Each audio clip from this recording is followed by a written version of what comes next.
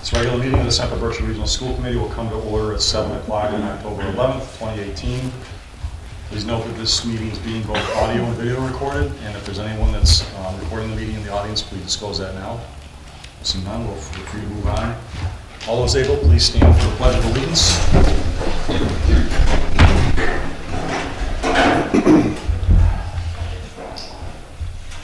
I pledge allegiance to the flag of the United States of America and to the republic which stands, one nation, under God, indivisible, with liberty and justice for all. Okay, thank you. Superintendent, please take the roll. Dr. Crabtree? Here. Ms. DiTomaso? Here. Mr. Farley? Here. Mr. Pizzillo? Mr. Hagmeyer? Mr. Hopper? Here. Mr. Locatelli? Here. Mrs. Latazori? Here. Mr. Less? Mr. Peters? Here. Mrs. Tucker? Here. Mr. Wagner? Here. Mr. Armacost? Here. We have an open seat in Cummington as well as in Washington. Mr. Bartels? Here. Our CBEA rep, Mrs. Miller? Here. And our student rep? Here. Okay, thank you. Chair certifies that this agenda before us is valid in accordance with open meeting law. And at this time, we'll hear responses from the audience. Okay, seeing none, moving on to student affairs. Yeah. Alright, so I apologize for not being able to make the last meeting, but on September 22nd was the annual Buddy Walk, and that was a great turnout. On this past Monday, the 8th, students participated in the mini golf tournament at, I think it's Baker's Golf, and that was held by Rotary Interact, so it raised money and awareness for breast cancer, like research and whatnot. And then this past, I want to say Tuesday, was our reunification drill, which was a great way to practice in case of an emergency. On the 12th will be our first unified basketball game, which I'm very excited about, and I hope everybody can attend. And then upcoming news, on the 20th will be the Waukon High School homecoming. So, yeah. Okay, thank you. Any questions for him? Okay, we'll move on. Secretary's report. Would a member please make a motion to accept the minutes of the meeting of September 27th? So moved. Move to approve the revised minutes of the regular meeting of September 27, 2018 as printed. Second. We have a motion and a second to accept the revised minutes of the meeting of September 27th, 2018. Is there any discussion? Seeing none, all those in favor say aye. Aye. Any opposed? Abstentions? Motion carries. Okay, for financial reports, would a member please make the motions for the warrants? Move to approve warrant number PR 2019-7 dated October 4th, 2018 in the payroll in the amount of $634,406.72. Second. Okay, we have a motion and a second to approve warrant number PR 2019-7. Is there any discussion? Seeing none, all those in favor say aye. Aye. Any opposed? Abstentions? 2 abstentions, motion carries. Move to approve warrant number PR 2019-7D dated October 4th, 2018. Accounts payable in the amount of $114,527.25. Second. We have a motion and a second to approve warrant number PR 2019-7 Delta. Is there any discussion? Seeing none, all those in favor say aye. Aye. Any opposed? Any abstentions? 2 abstentions, the motion carries. Move to approve warrant number AP 2019-7 dated October 12th, 2018. Accounts payable in the amount of $578,553.71. Second. We have a motion and a second to approve warrant number AP 2019-7. Is there any discussion? Seeing none, all those in favor say aye. Aye. Any opposed? Abstentions? Stay. 2 abstentions, the motion carries. Okay, we have a last-minute request for a gift to the district. And since we don't have that listed as an agenda topic, I need the committee to approve new business. This will not be the only new business that we approve tonight. So if you would please, someone make a motion to accept new business, and we need the committee to vote on that. Motion to accept new business. Second. Okay, we have a motion and a second to accept new business. All those, is there any discussion on that? Okay. All those in favor say aye. Aye. Any opposed? Abstentions? Okay, we've got at least 2/3, so we're good. You have the floor, Mr. Therian. My name is Sean Therian. I'm a teacher at Wacona. I'm here today in a different capacity. My aunt, Margaret Morrison, was a longtime teacher at Greenville. Her passion was literacy education. She and a group of the K2 teachers started with public literacy tea. It's a tradition that remains till today. And when it was first started, the teachers would raffle off items, and the money would be used to build a book collection, which is the literacy closet. And my aunt made a lot of homemade baskets, and that was part of the raffle items. She was a first grade teacher and also did reading recovery. She passed away last summer, and I'm in charge of her estate. And over the summer, I found out that the collection of books is in need of some repair and replacement, and that there's also a desire for a second literacy space at Craneville to give kids access to the same kinds of books that are in this space that's traditionally used for teachers. So I met with Annie, and we had a couple of discussions, and we also met with the staff at a staff meeting to get some input. And so I have a proposal tonight to donate some money on her behalf. So $2,500 to build up the book collection in the space that already exists. $2,500 to purchase furniture for this new literacy space that a committee from Craneville is going to define, and $5,000 to put books in those spaces for kids. So I had one request that wherever we find this new space, and that place is to be determined if we could call it the Morrison Literacy Center. Absolutely.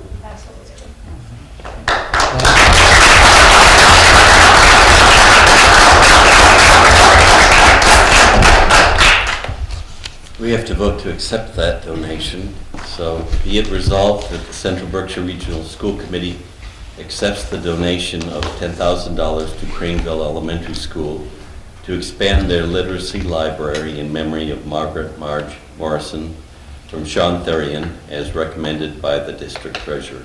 Second. Okay, we have a motion and a second to accept this very generous donation. Is there any deliberation?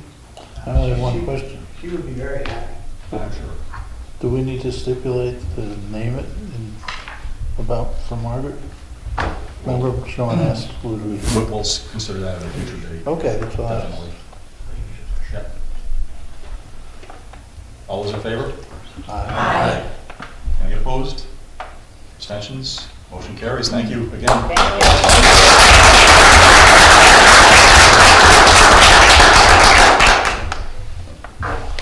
I don't know where to go now. Downhill. Is that the only direction? Okay, report of the chair.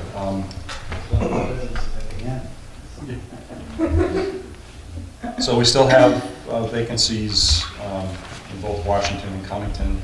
I do want to make note, and hopefully I can make this public, that we do have someone who's actually on the school building committee that would like to be a write-in for Cummington. And I've already notified Cummington, it's on Todd Emerson. So keep that in mind. You have to make sure I understand that the name is spelled exactly correct for it to be, that's what I've been told. Okay. Intent. So, Is there an intent? Okay. for example, if Todd went by, using the name of Buddy, and people wrote in Buddy Emerson, their intent is to nominate him. Good. I learned something. I think Paul Cappiello is right on the Yes. fact that. It does not have to. Well, that's actually where I heard about it. Someone told me that the name had to be specifically spelled the correct way. No, it's intended. Okay, good. They just have to put it on the right line when they write it in. Right. So that, I mean, the Cummington seat will be on all the ballots. Anybody in the district can write it in. It's an at-large election, so. And I don't want to mention the other name that I've heard yet, only because I haven't gotten confirmation of it, and this is for a Dalton seat.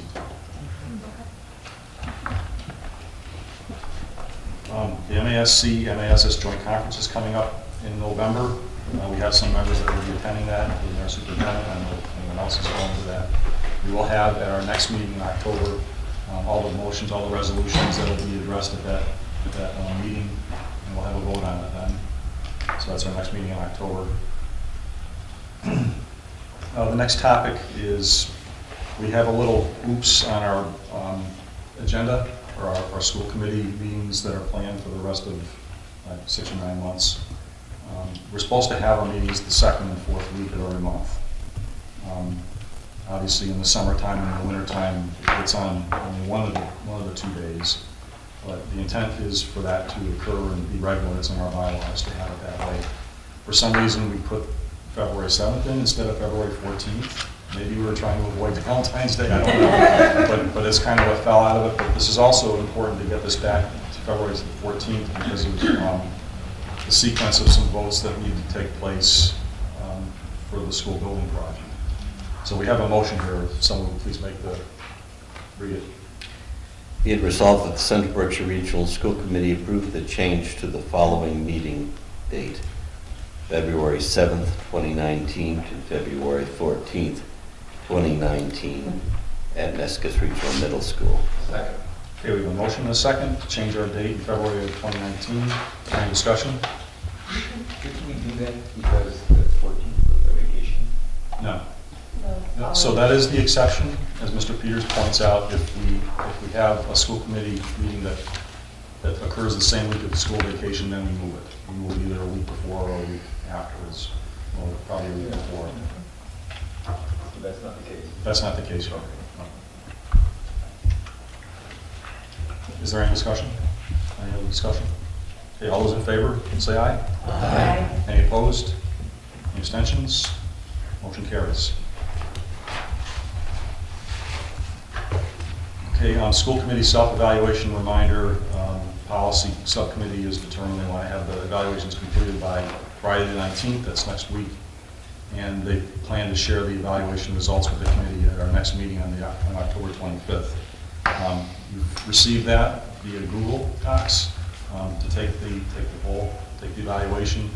It's optional to do it by paper, so however you're able to do it or wish to do it, just make sure that it's complete by the 19th. I think everyone did a great job with that. It reads well, and I took it myself. It works well, so it's a good way to do it. And it's now in a database, so we can start collecting metrics a lot easier with this approach.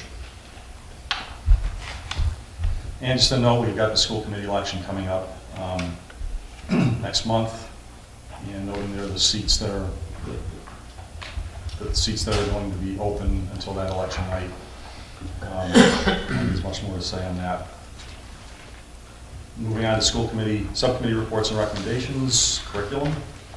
We have not met, but we are meeting next Thursday at 6 o'clock at District Office, Central Office.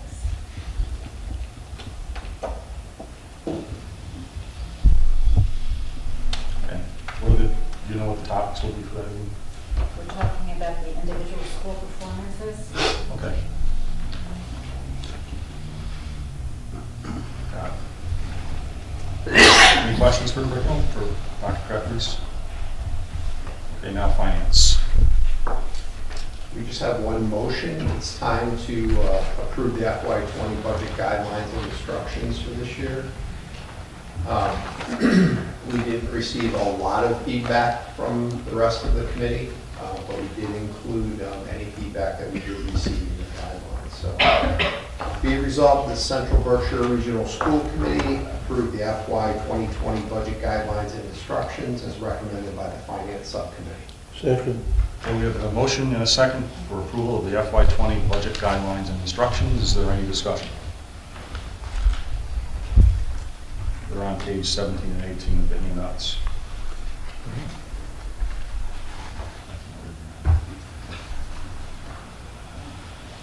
No discussion? All right, all those in favor say aye. Aye. Any opposed? Any abstentions? Motion carries. Next meeting is going to be prior to the school committee meeting at the end of the month. Is it the 25th? It's tentative. We're looking at the agenda items to see if we have enough items to meet. So that'll be posted appropriately, whether that meeting happens or not. Thank you. Okay. And any questions for finance? Okay, we'll move on to policy. Mr. Hagmeyer's not here tonight, but I will report on his place. Bless you. They did talk about the evaluation instrument and moving forward with it, and voted how to move forward with it and what it is, and you see the result of that. So I think that was a good turnout. The other topic they talked about was the request that I had made to study the addition of another subcommittee, and that subcommittee is to basically look at several safety and security related aspects of the district and to see how much help we can provide either policy wise or budget wise for the administration. Looking at the school environment itself, conditions, allergens, temperature, you name it, building and ground security, bus security. Another aspect of that was student safety, social media type safety, and looking at bullying policies, general social climate. So there's several aspects that I asked them to look at, and they had a pretty good discussion about all of this, and in terms of what we're currently doing, how this might be molded into other subcommittees. So I don't think they're ready to come forward with a position yet, but at least that was discussed that night. Is there anything that I left out? I think we're meeting on Monday, or just trying to get it done on Monday, or is that not? No, that's not going to happen, No. my understanding. Okay, that's it for policy. Personnel? I have nothing to report. The subcommittee will be meeting Monday night, this coming Monday. Okay. And technology?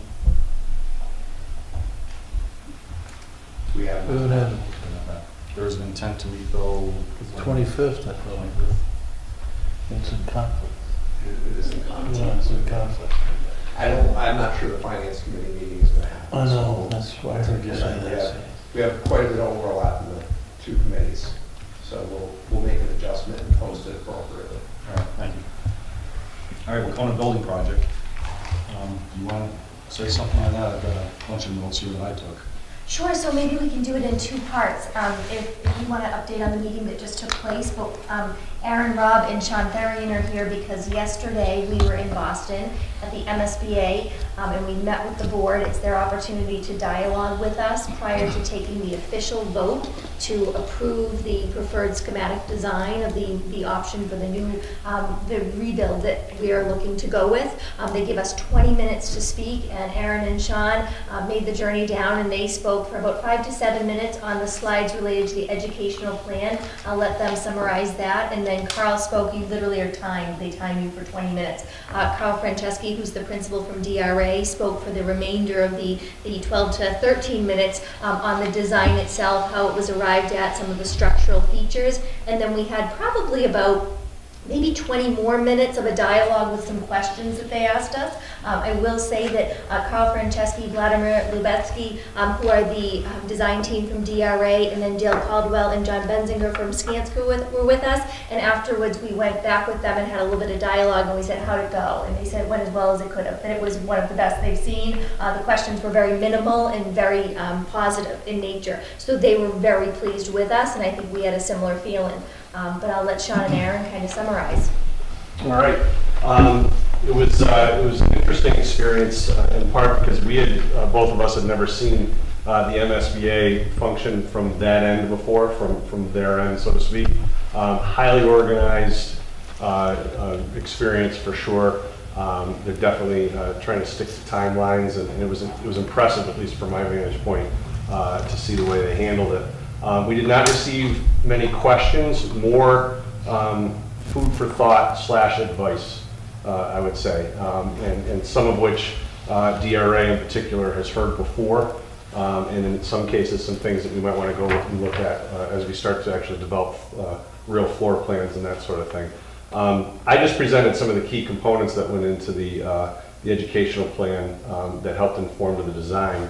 And a couple of big themes, I won't go through each bullet point, but a couple of big themes that I really tried to drive home. The first was the fact that we're trying to build a building that meets the 21st century learning needs of our students and our teachers who are teaching the students.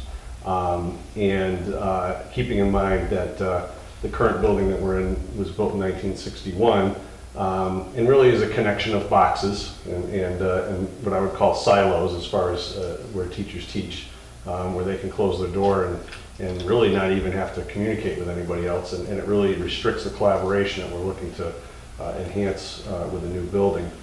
So we talked a lot about the new building being a flexible and more collaborative space for both students and staff. And the other thing I really wanted to drive home for this particular committee was the fact that I wanted them to understand we are a very, very large school district geographically, and that we have students that inevitably come to school, even if beyond them being student athletes with a change of clothes because they have something else they need to do at school for extracurriculars and so on and so forth, and they spend up to 12 to 14 hours a day at our school.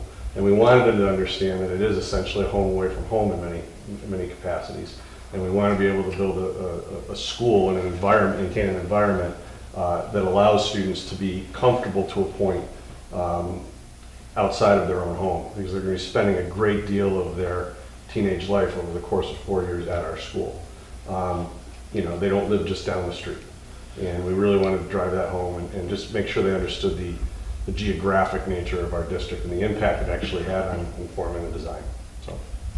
So the slide that I presented was about one of our key features for the academic area of the building is the concept that instead of having long corridors where there's rooms one after another, that the rooms are grouped together in pods very strategically, because having classrooms right next to each other with a central space where students can work together called a breakout space, it's going to foster the collaboration and flexibility that the vision process told us all about. Each of these areas also have a teacher planning station so that teachers can work collaboratively as well. So we just kind of went through the design choice for that and some of the rationale behind it. Just so you're aware, the next date at the MSBA is October 31st. That's when the board officially votes. There's very little, if any, dialogue at that time, somewhat like subcommittee work, and then they take the recommendation and vote. That will be the next date. After that, the next date, they really don't talk finances right now, will be sometime in January, early February, when Melissa and I will be there with a gentleman named John Jump, who sits on the MSBA Board of Directors, and he goes through and finalizes what is reimbursable and what is not. So just to give you a timeline of when we're there again, with a final date in April when they actually approve both the design and now the budget that goes with it. So there's really 3 more big dates with the MSBA in Boston this year. Okay.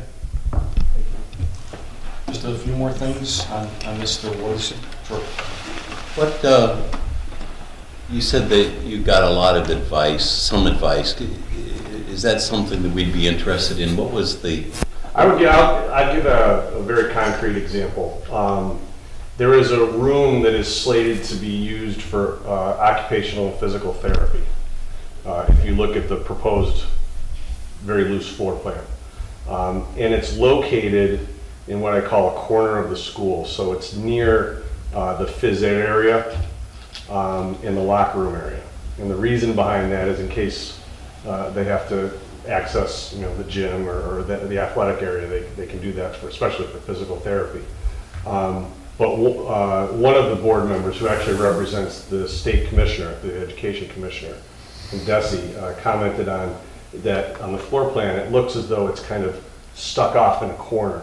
And from the perspective of like the state, or from anybody who came in from the state, one of the optics that you don't want to have is that you're putting special education students off somewhere else, because for generations that's precisely how they've been educated.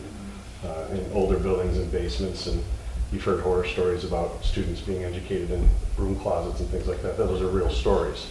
So they talk about the fact that you have to walk past the custodial area to get this OTPT room. And they offered up the notion of maybe reconsidering where it lies within the floor plan.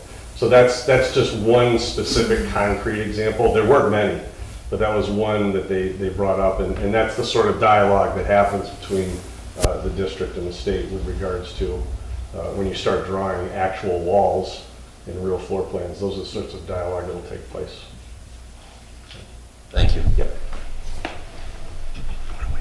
When is did you say when the MSBA vote is, the final vote? So there's a vote October 31st that solidifies the design plan. There's another vote in April that solidifies the budget. So April is really the final one, that's the go-ahead. April 10th. April 10th, okay.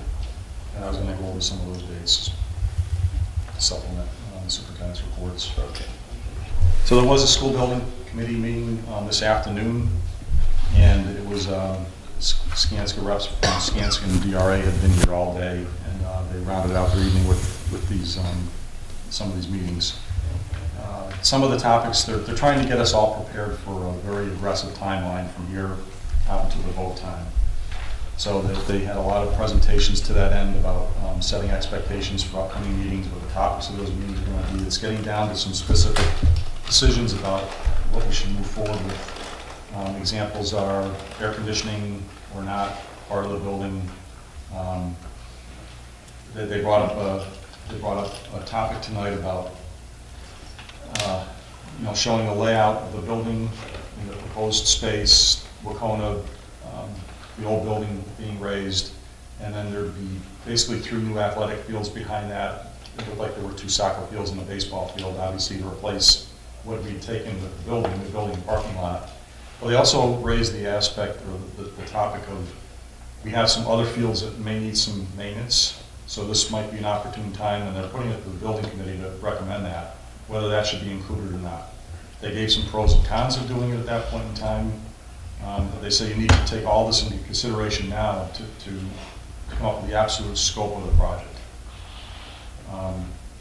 They had a whole presentation on, we're looking to go to the LEED Silver certification, which will get us some points back, give us some money back on the price of the project. They talked about net zero school and what the potential cost of that would be. Added to the price tag we already have. I think they are notionally rounding a rough order of magnitude of $7 to $8 million additional, which includes geothermal system, a large geothermal system with 125 wells that are 400 to 8 or 500 feet deep. And they talked about the aspects of that. Solar panels that would be on a large part of the building roof, and then also over the parking lot. There was like 100,000 square feet of solar panels that would have to be installed to give it a net zero value. So it was pretty good discussions. I think it was kind of eye-opening how much that would really be. And the projected payoff to me didn't sound like it was there, but they're going to come back with some more concrete numbers in the future. We've got to consider all these things. And right now, the school is being, like I said, will be designed to the LEED Silver standard, which is, it's up there. So they're already looking at that in earnest. So looking at the schedule, we're basically looking at the school building committee to come forward to the school committee in late January, if I remember that correctly, to set the vote. They're going to have the project cost at that point in time. We will have the date. We're anticipating right now April 6th or March 30th. Probably April 6th is being the date that this goes out to the community as a vote. That's a Saturday. That was about the same, Mr. Rob pointed out, that was about the same, close to the same date as it was for the feasibility study, and that worked out well. And then there's the MSBA vote on the 10th of April. There's nothing that says that we can't do our vote before theirs, but our vote would probably have to be worded that it's contingent upon their approval on the April 10th vote. So that's, I'm trying to think if I had anything else that came out of the meeting. That's about it. So just, set in your minds, we've got a vote in January, and that will have all the language in it about the required language. in it for the vote that we're going to be setting the amount. And then we've got the vote in April. On February 6th, DRA and Skanska will be officially submitting the design package to MSBA. So we have to have our vote before that. That's all I have. Any questions? Our vote, school committee vote? Our vote. Well, the school building committee will have a vote, and then they'll recommend it to us. But we'll have the official language that has to go to the towns. Okay? Anything else? Full comment? Okay. Superintendent's report and recommendations.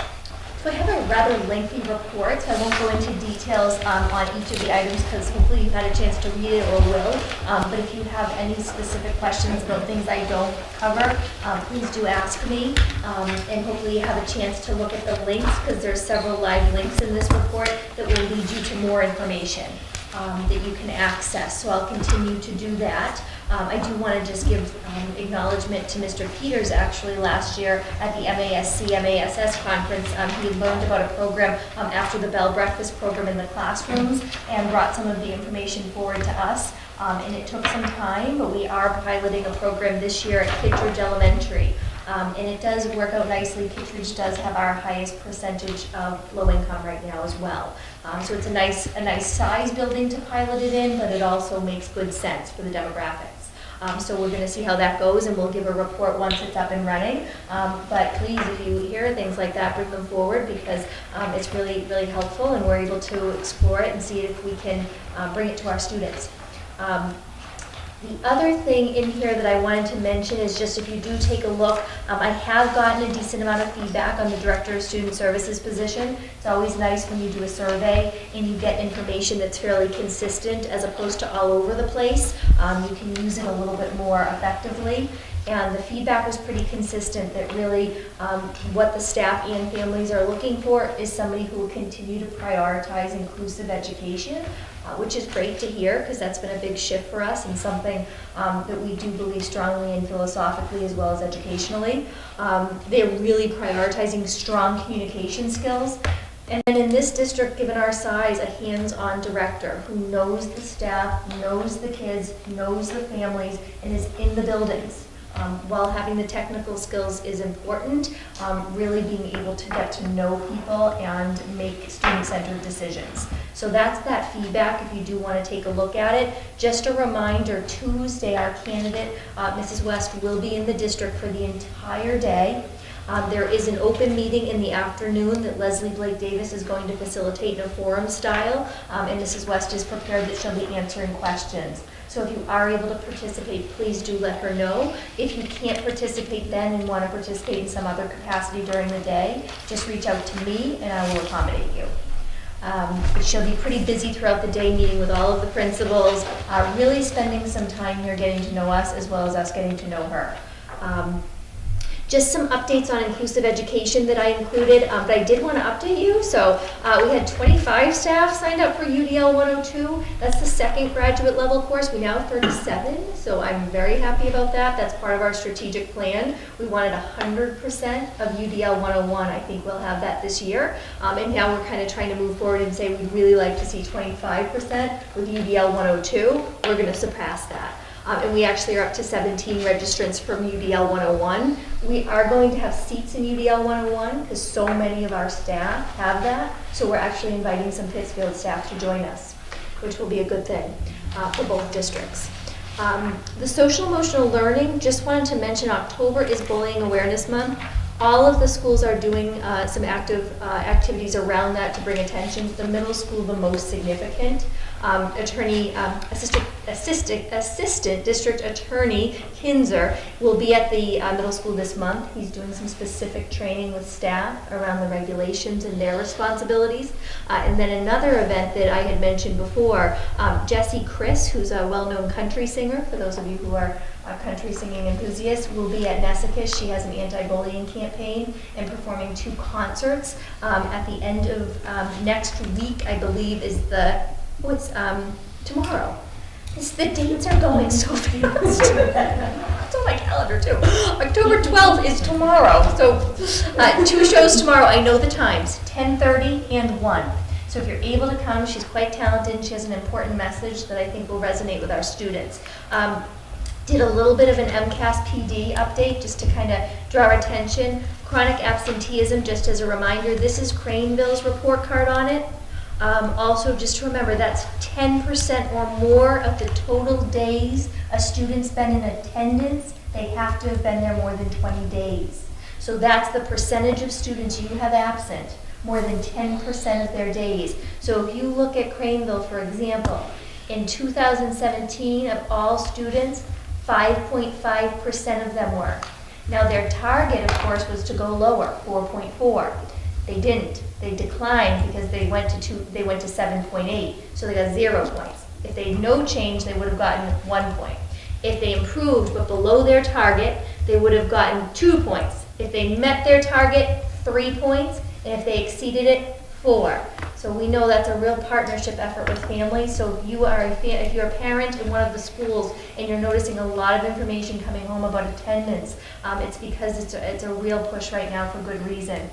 There's some data that students who are absent more than twice a month are 6 times more likely not to graduate from high school, and it goes on and on and on. So I will keep giving you little snippets, but that's the chronic absenteeism report card.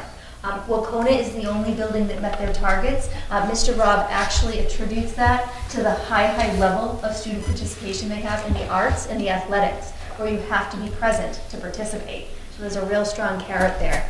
So we're really looking at different strategies for our lower levels. So that's all I have. Kind of reminded you of the game tomorrow is Friday. That's what happens when you go to Boston midweek. Tomorrow night at 5, and it's a unified basketball team. It's a big deal for us because I credit Jared Shannon. He has been the champion of this, and now he's gotten Greylock on board as well. So we're actually playing another Berkshire County team, which is excellent. So if you can make it, that's tomorrow night. Can you explain an aspect of the chronic absenteeism relative to excused versus unexcused absences? Sure, absolutely. So there is no excused in this. What they anticipate is that this is 18 days in a school year. So the feeling is that if you had something significant that caused you to need to be out of school more than 18 days, you would have some form of home hospital tutoring. Because it's not about being physically present. So if you had a student, for example, who had a significant medical condition, could not come to school, and they were receiving home tutoring, or if they were in a hospital where they were receiving education through that facility, they would not count as absent. This is truly a student who has no access to education for 18 days.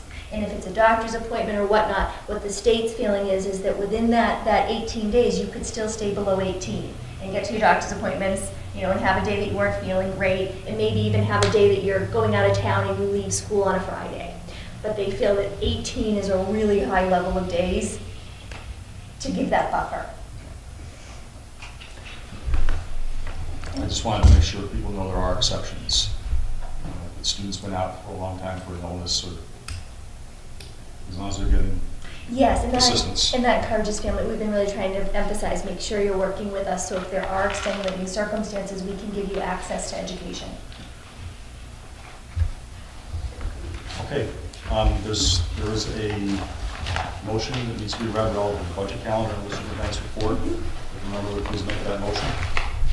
Be it resolved that the Central Berkshire Regional School Committee accept the FY20 budget calendar as recommended by the superintendent. Second. Okay, we have a motion and a second to accept the proposed FY20 budget calendar. Is there any discussion? Seeing none, all those in favor say aye. Aye. Any opposed? Abstentions? Motion carries. Okay, the superintendent has noted a few personnel changes, and I'm not familiar with any old business. We do have new business, and we'll bring that forward now. I'll have Lori explain this a little bit more, but it relates to a situation where a family moved into the district from out of state. The child had been attending kindergarten there. They want to continue with the kindergarten attendance in this district. However, the child is a little young by our policy.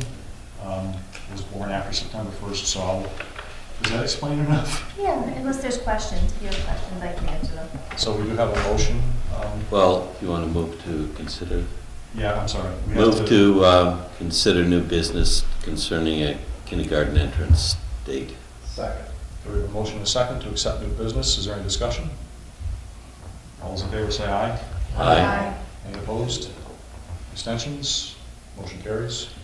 Be it resolved that the Central Berkshire Regional School Committee waive policy 6115 kindergarten entrance for a single instance this year for the purpose of permitting a child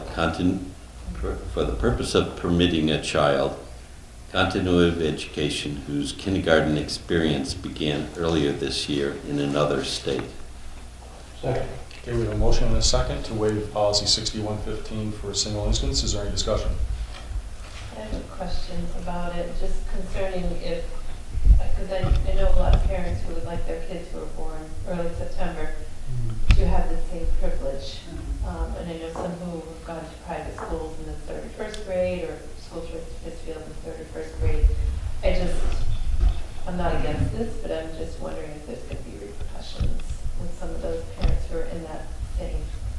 Oh, yeah, I have a niece with a September 2nd birthday. So yes, I absolutely, I agree, and I only am bringing it forward in this case because I did some research. The state the student is coming from requires that students, absent filling out an option not to form from the parent, start kindergarten if they will turn 5 by January 1st.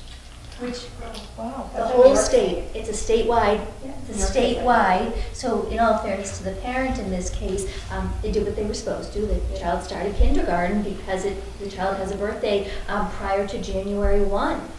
So that's really the only reason they actually are currently residing in a state where the date is different. So I said I bring it forward for that reason. And right now, if we offered universal free preschool, it might be a little bit different of a conversation, but the only preschool options here are fee-based. So that's why I said, but I agree with you. I think it has to be something like you were required to start kindergarten based on the state you lived in, or I think we'd have to have a dialogue if a student moved here from Brockton, Mass, which still has that December date. Pittsfield changed it, fortunately, which makes it a little bit easier for us. I think Southern Berkshire is the only one in the county with a different date.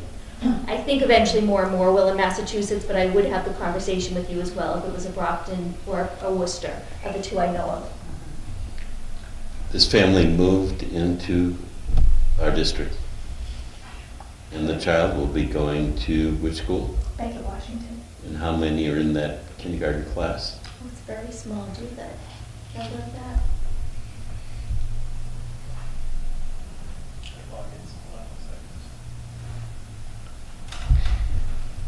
And has the child been evaluated by some teachers or some members of staff to determine his or her suitability for kindergarten? No, just contact with the school that the child's in to confirm the child has successfully been attending kindergarten to date. So we have verified that the child has successfully been attending a full-day kindergarten to date. The other thing that, this is a little bit in the weeds about it, but the principal there has had the dialogue as well, that we don't want to disrupt a full-day education. However, if developmentally a second year in kindergarten makes sense, we'd like to reserve the right to do that, and the parent was amenable. They're most concerned about disrupting the education right now. There's 18. Okay, we're not going to add more staff to accommodate that. No, it's Pre and Bill are all about 4 students, about 3 or 4 students larger. And we have a full-time paraprofessional in the classroom. Okay. I think it's smart to have the option to evaluate how the child has done this year, and then perhaps play it again for next year based on the developmental needs of the child. I think that's a great option, a little caveat that will help us. Right. So that really just that we would bring it forward, so there is the option to continue it to start where they, they're in kindergarten right now. When they get there on the beginning of next week, they can continue, but there's definitely educational decisions that will continue to take place. Yeah. This has always been an issue. I was up to the policy subcommittee for education to look at this. Parents always think their kids are ready. I've always put it in the aspect of yeah, your kid's ready to go to school, he's doing great, but as he goes forward, everything is based on that grade. So when he's able to, he or she is able to play a sport, they may be younger than the rest of the kids, and thus not possibly be able to, compete with them. I've always looked at it that way because that's important, especially in our district and stuff. And I think this will open up a whole Pandora's box of, whether or not you say they came from a different place or a different school, or if somebody finds a school that'll let their kid go to kindergarten to start, and then all of a sudden they got them coming here. The rule is there. It's just, that's the thing. That's the thing. Just stay with it and you got no problems, because everybody thinks that their child is ready for this. And whether or not you send them back, and then if they go through kindergarten and you send them back, then oh my God, we have to keep a kid back. I don't think we have the rule, enforce it. I have exactly the same concerns, and we have had an instance where it didn't pan out so well. The thing that tips the scale, and in fact, they've had other districts that have had the same types of arguments, and Pittsfield just went through a humongous transition because they had immature students in the kindergarten. But what tips the scale, and I'm going to vote for this, but what tips the scale is this child has been in kindergarten, certainly would be disruptive if they had to take some other option. But otherwise, I wouldn't want to set a precedent here, but it's only because this person has moved in and is a resident of the district and has come in from another state and is already in kindergarten and apparently successful. So that's why I vote for this. I think it's more important, the educational piece, not just the sports piece. That if you come in mature and you're not ready. Well, socially, I meant, Yeah, but if you don't do well. Smaller and, it does make a difference. If you don't do well, or maybe you're on the low end of the performance, and you stay on that low end of the performance throughout your entire educational career, and, maybe not, but, there's certainly that piece of it, and I would just plead with the parents, well worth waiting a year, instead of having your kid be at the bottom of the line their entire life. Instead, if they wait a year, they'll be at the top of the line. And that'll be huge for their confidence and their ability to succeed. I too am going to vote in favor because it's not for me to tell them what to do, but I can tell from experience it's not a good thing. It's the wrong thing to do, unfortunately. Are there children who stay out a year, whose parents want them to be the best, the oldest, the tallest, the Red shirting? red shirt? Yes, I was going to use that word. I've read a lot about that today in the state that they're coming from. I think, I don't hear that as often here by any means. I have not had that experience myself to It's speak to it. tremendously popular in New York State. In the state they're coming from, it sounds it. I will say that we did redshirt Victoria. She is a July baby. She could have started kindergarten the year before she did, but her preschool teachers recommended that we hold her, and not because she wasn't bright or smart enough, but because she was so shy in that classroom setting, they couldn't get her to open up about what she knew. So through conversations, they said it doesn't matter if you know she knows it. When they go to ask her the questions, she's going to be pushed to the back and marked that she doesn't because she can't verbally express it. She's so shy in a classroom setting. So we did instead put her. There are many legitimate reasons to do it. Yeah, Developmentally done she's this. flourishing. She Right. flourished. I know if we had tried to get her on the school bus that first year, she would have ended in tears. Right. She jumped on that bus. She was fully ready to go the next year. Unfortunately for this family, it sounds like, the kid already started kindergarten in another state, so they already assume that the child is ready for kindergarten. Exactly. And unfortunately, then you you do hold the option open that the child can repeat kindergarten, but I worry for this child that if that ends up being the case, they're running into a new environment, kindergarten, now they're coming into another new environment with kids that could be more than a year older than them. They are already going to be shy because it's a new environment. Will they be able to flourish in kindergarten this year? And if they are, then if the parents are then told that the child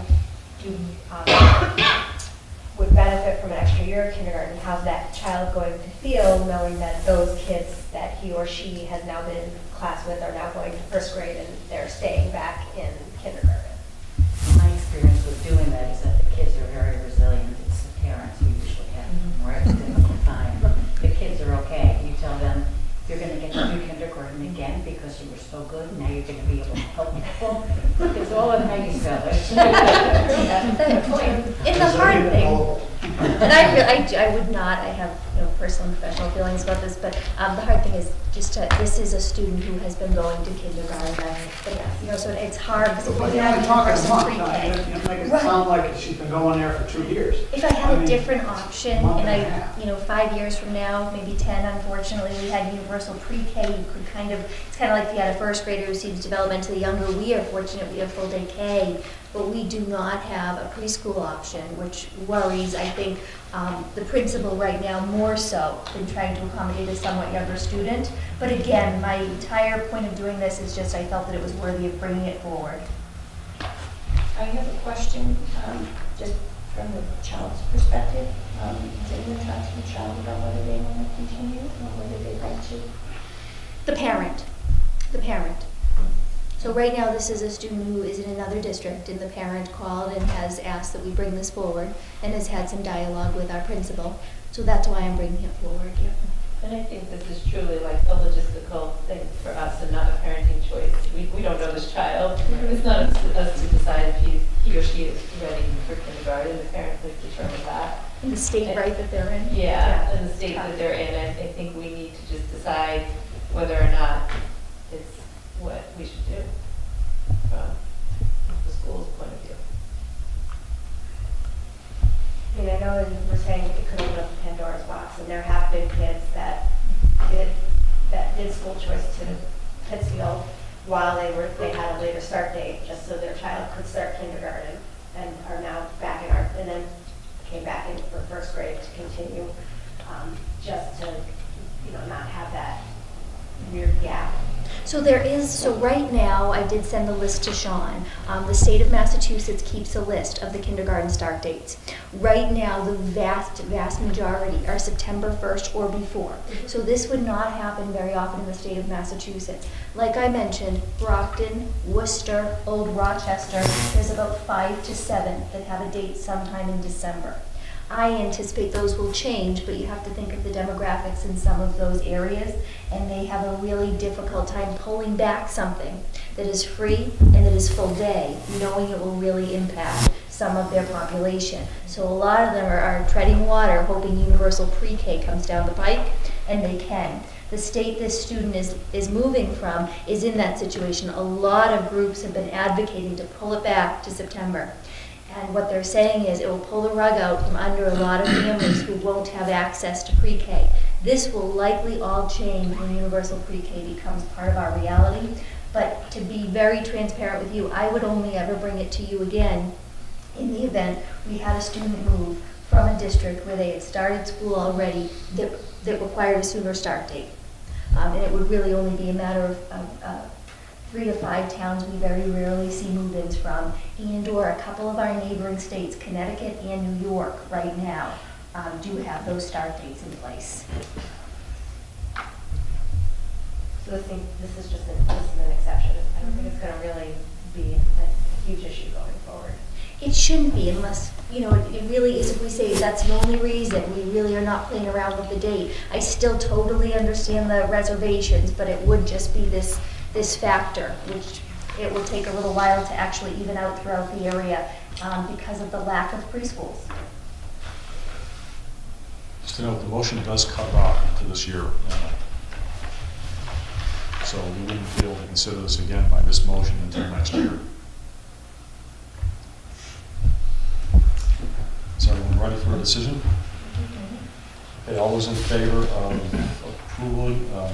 approving a waiver to policy 6115 kindergarten entrance, indicate by saying aye. Aye. Any opposed? Opposed? 2 oppositions, any abstentions? Okay, motion carries. That's it for this evening, other than remarks for the good of the committee. I have 2, but Mr. Alper, go ahead. I'd like to reiterate what Anna said here, the buddy walk was tremendous success. A little chilly when one started out, but it cleared up really nice as it will do for the buddy walk. But, just having that tent out there was, I imagine, a distraction for the school. So even though it isn't a school event, it is still impacting the school, and they're tremendously, it's just a great event. If you ever get the chance to do it, it's well worth the small walk that it is. Okay, thank you. Anyone else? All right, I do have 2 things. The superintendent mentioned ADA Kinzer. He will be coming to our school committee meeting on December 13th to give us his presentation, updated presentation on social media. So I think everyone seemed like they were excited to hear about that. So set that date in your calendars. The other thing I wanted to mention is we have one more meeting of this organizational year. Come November, when we have the election, we're going to see some new faces come on. We're hopefully going to see some existing faces elected. One thing I want to put out to the committee is consider to yourselves if you'd like to be chair next year around. I don't have to be a fixture here. I enjoy it. I like serving the committee, but I personally would like to see someone new come in and give it a shot. So think about that. You've got several weeks to think about that. So when it comes time to make the nominations, you don't have to mention my name, and I won't feel bad about it. But think about bringing someone new in here and getting some new ideas. Okay. Anything else? Okay, motion to adjourn. Vote to adjourn. Second. Okay, all in favor?